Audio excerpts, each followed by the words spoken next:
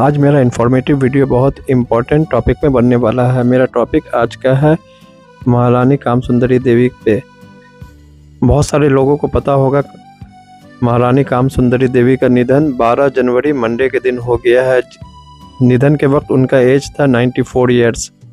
कामसुंदरी देवी महाराज कामेश्वर सिंह की छोटी पत्नी थी। महाराज कामेश्वर सिंह दरभंगा के आखिरी वंश थे। कामेश्वर सिंह की 3 शादी हुई थी। उनकी बड़ी पत्नी का नाम था राजलक्ष्मी। कामेश्वर सिंह का निधन हुआ अक्टूबर 1962। निधन के वक्त में उनका एज था 54 और उस वक्त उनकी छोटी पत्नी का एज था 29। उनके आखिरी वक्त में उनका देखभाल करती थी उनकी छोटी पत्नी कामसुंदरी देवी और उनकी बड़ी बहन रोहिणी और रोहिणी जी के बड़े बेटे उदय झा। वैसे राजा की 3 शादी हुई थी लेकिन उनका कोई भी औलाद नहीं हुआ था।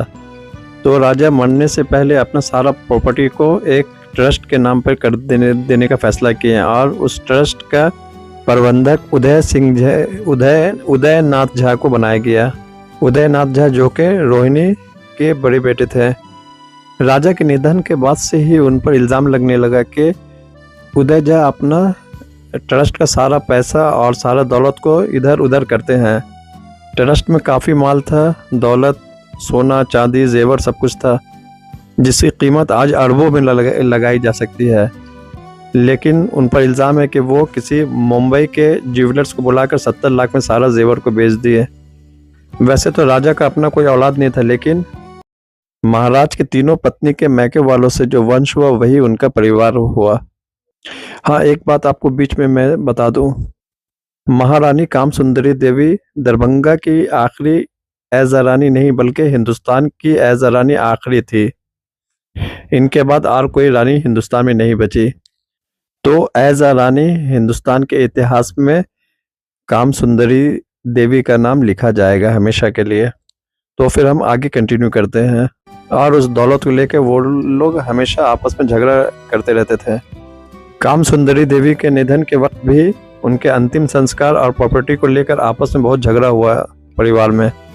कामसुंदरी देवी के बारे में कुछ आपको इम्पोर्टेंट इन्फॉर्मेशन दे दूं। कामसुंदरी देवी विद्वानों के परिवार से आती थी, बहुत एजुकेटेड फैमिली से बिलोंग करती थी।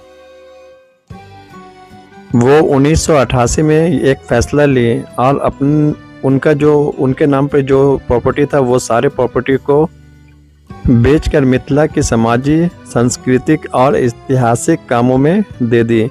यहाँ तक कि उनके पास 30 बीघा का एक आम का बाग था, उसे भी बेचकर सारा पैसा अपना सामाजिक काम में दे दी। कल्याणी के लोगों में आज भी उनका नाम और हमेशा उनका नाम सुनहरे लफ्ज़ों में लिखा जाएगा। वैसे तो राजा का लाल किला दरभंगा के सेंटर पे है लेकिन इनका असल मकान कल्याणी पे था और इनकी फैमिली कल्याणी में ही रहती थी।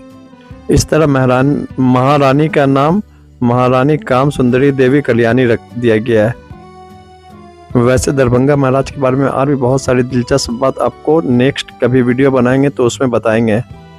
दरभंगा महाराज को दानी बोला जाता था एक वक्त में। जब हिंदुस्तान आज़ाद हुआ उस वक्त दरभंगा महाराज के पास इतना दौलत था कि वो हिंदुस्तान के तीसरे सबसे रईस इंसान थे। उनका दान किया हुआ प्रॉपर्टी में Kolkata university, Allahabad university, Banaras Hindu university और अलीगढ़ यूनिवर्सिटी फेमस है। अब हमें इजाज़त दीजिए, नेक्स्ट वीडियो में फिर मिलेंगे आपसे। और मेरे चैनल को आप देखिए और सब्सक्राइब कर दीजिएगा।